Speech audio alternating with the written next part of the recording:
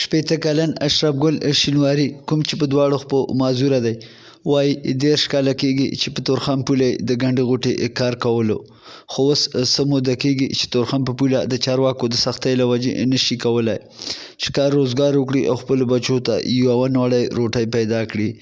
آزاد خبریال ته یې څه داسې وویل.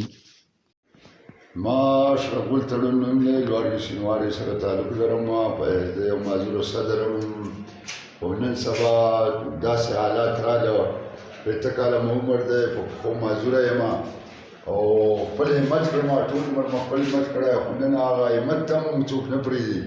په ورځ کې راشئ دا پاسپورټ مې وګورئ، 2 ورځې نه یم تللی او درېیمه ورځ لاړ شوم، هغه یو پیره ګنډه ګونډه چې کوم دی که نه هغه زموږ څوک نه پرېږدي. نو بس اوس خودکشۍ ته تیار یو او داسې غټ ظالمان ګورو چې په دغو ظالمانو باندې خودکشي وکړو او بس هېڅ دي دنیا ژوند نه هم چې کوم دی که نه زړه تور دی. نو بس افسوس دا دی چې د دنیا کې موږ انسانان داسې کمتر شته دی خو ډېر کمتر دی هغه او زیاتر چې کوم دی که نه ظلم نه ډکه دنیا ده. بس په دې باندې موږ اوس خودکشۍ ته تیار یو. بس الله خیر وکړه، الله رحم وکړه.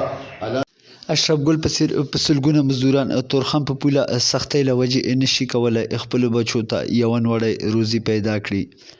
مزدورانو د دواړو دولتو څخه په کلکه غوښتنه وکړه تر څو دوی ته اسانتیاوې رامنځته کړي او خپل د کور انغري تاوده وساتي. مینوال شینواري، آزاد خبریال، لنډي کوتل.